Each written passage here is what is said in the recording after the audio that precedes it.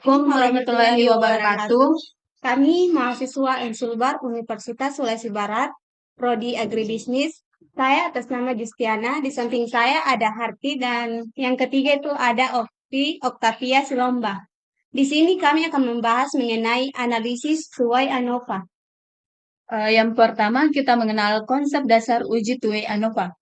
Uji two-way ANOVA disebut juga dengan uji two-way ANOVA dua arah atau faktor. Uji two-way ANOVA bertujuan untuk membandingkan perbedaan rata-rata antar kelompok yang telah dibagi pada dua variabel faktor. Persyaratan penggunaan uji two-way ANOVA yang pertama, sampel berasal dari kelompok yang independen. Kedua, variabel faktor adalah data non-metrik atau data kategorikal. Yang ketiga, variabel dependen adalah data berskala kuantitatif atau interval atau rasio. Yang keempat, nilai residual standar berdistribusi normal. Dan yang kelima, varian antar kelompok harus homogen. Oke. Nah, di sini kami sudah memberikan kategori pada tiap masing-masing tingkat harga, terus kategori besar kemasan. Untuk tingkat harga, pada tinggi kami memberi kode 1, terus rendah kami memberi kode 2.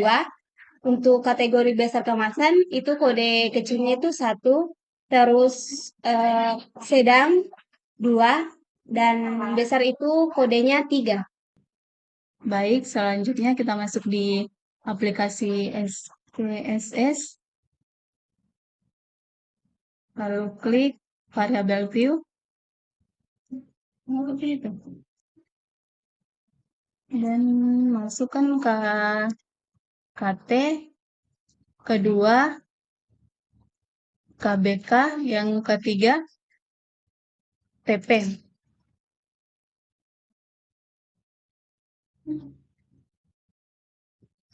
Untuk kode 1, labelnya itu tinggi. Kode 2, label rendah. Klik add. Oke. Terus klik oke. Untuk kategori besar kemasan, kode 1, label kecil, klik add.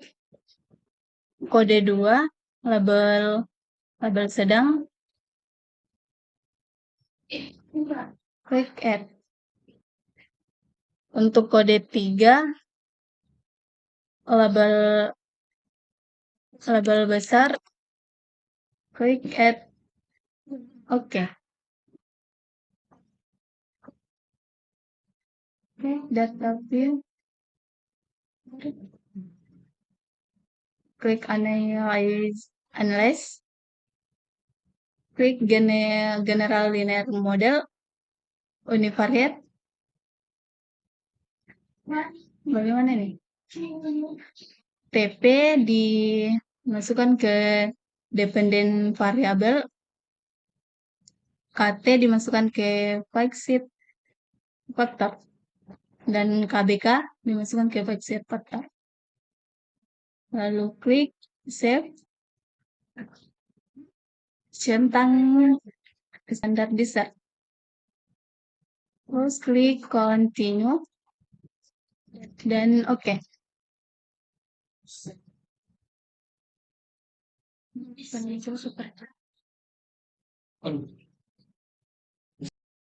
Selanjutnya kita masuk ke pengkodean.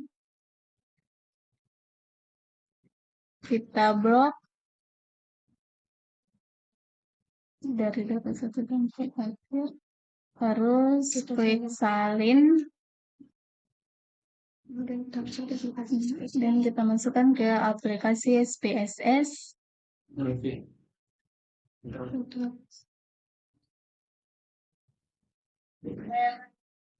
Klik analyze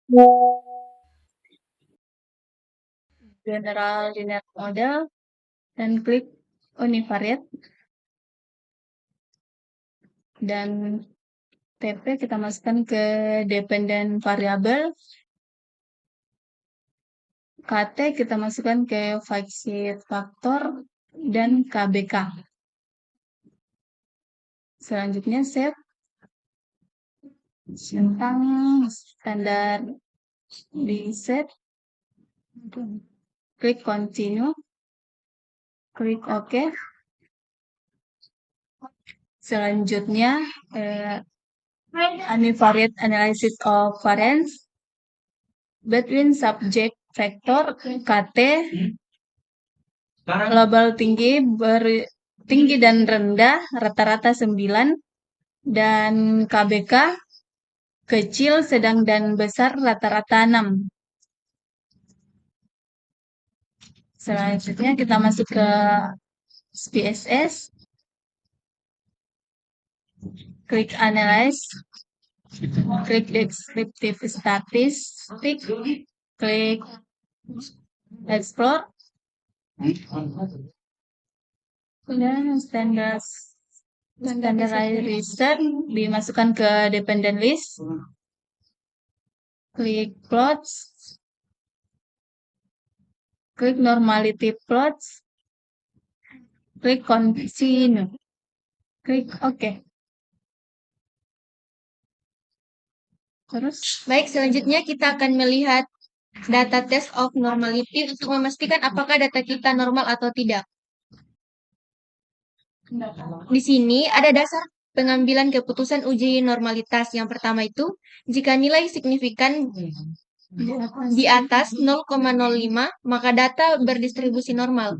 Dan jika nilai di bawah 0,05, maka data tidak berdistribusi normal. Selanjutnya kita akan kembali ke data analisis. Terus ke analis. Selanjutnya general linear model. Terus univariate. Terus save. And standar set. Selanjutnya continue. Terus options. Terus klik browse bagan test and model. Terus selanjutnya itu custom model.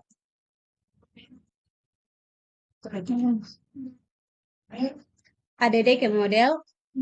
Terus KBK-nya juga di ADD, di add ke model. Terus KT and KBK add.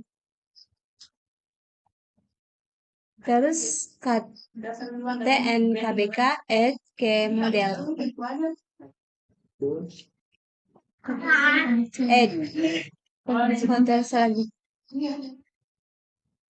Terus klik homogeneity test. Selanjutnya descriptive statistic dan continue. Dan klik OK. Selanjutnya di sini kita akan melihat descriptive statistik. Di KT tinggi kecil itu nilai rata-ratanya 21,8, di sedang 22,5, besar 22,5, dan seterusnya. Baik, kita akan kembali melihat datanya. Di sini dapat dibaca 0,057. Jadi dapat disimpulkan bahwa data yang kita analisis itu berdistribusi normal. Nah, selanjutnya, Levens test of equality of error variance. Dan cara pengambilannya sama diuji normalitas, yaitu 0,632, dan dapat disimpulkan bahwa data kita adalah homogen.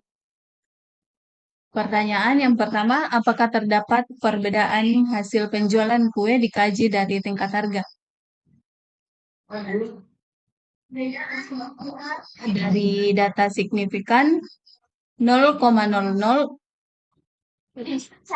maka dapat disimpulkan bahwa ada perbedaan dari penjualan jika dikaji dengan tingkat harga. Pertanyaan kedua yaitu apakah terdapat perbedaan hasil penjualan kue dikaji dari kategori besar kemasan. Nah, dapat dilihat dari signifikan 0,841. Dapat disimpulkan bahwa tidak ada perbedaan dari penjualan jika dikaji dengan kategori besar kemasan. Selanjutnya pertanyaan ketiga, apakah terdapat interaksi antara tingkat harga dan besar kemasan dalam penjualan kue? Dapat dilihat dari signifikan yaitu 0,754. Tidak ada interaksi antara tingkat harga dengan kategori besar kemasan dalam menentukan tingkat penjualan. Nah, itulah tadi hasil analisis tuai ANOVA dari kelompok kami. Sekian dan terima kasih. Assalamualaikum warahmatullahi wabarakatuh. Ada.